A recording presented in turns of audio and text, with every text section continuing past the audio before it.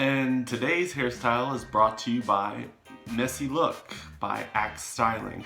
If you're a guy, you already know what I'm talking about, and if you're a girl, you should probably watch this video because it's important to know that when a guy is horny, he is not thinking with this head.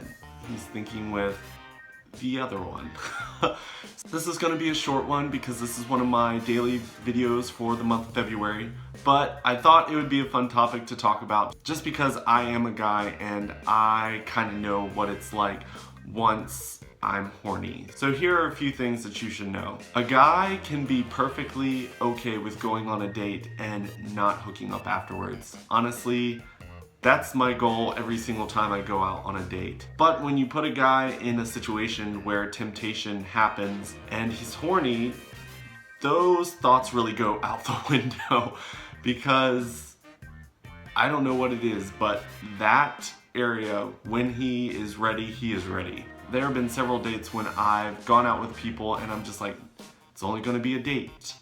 But then if I do go back to their house, then it ends up being more than just a date. There are some times that doesn't happen, but for the most part, if kissing is involved or touching, it just happens. If you don't want that to happen, then you should make sure that the date is something public and not in an area where temptation can happen.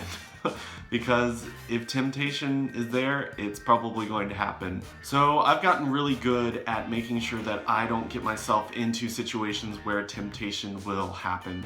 So I make sure that my dates are public and I make sure that I am not going back to their house first time after hanging out.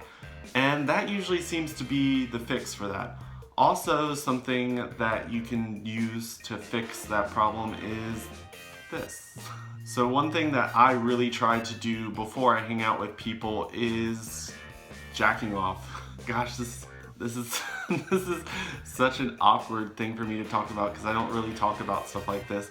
I found that it's a cure for hooking up is jacking off before you go on a date, or if you have to, if you do end up back at the person's house, going into the bathroom and jacking off. Yeah, I know that might be weird, but honestly, it will get rid of him, and that's what you need to be careful of, because this brain is a lot better at critical thinking and figuring out when something should happen than that guy down there. That guy down there wants it all the time. So if you can get rid of him for a little bit and focus on this one, you will probably end up having a good date and it's probably gonna last a lot longer. I know it seems like dating these days seem to happen so quickly and we blame it on social media and stuff like that, but honestly, that guy down there might have something to do with it as well. And the fact that it is so easy to find ways to satisfy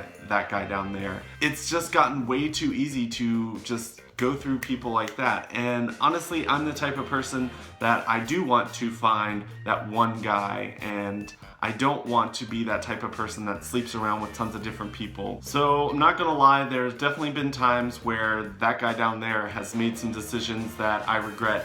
But those are things that have happened and I'm working on it. I'm not gonna let him decide what I do with my life. So if any of you guys have any other pointers for how to keep him at bay when you're on your first, second, third, fourth date, whenever you think it's time to let him out of the cage, let me know in the comments below and I will talk to you guys tomorrow.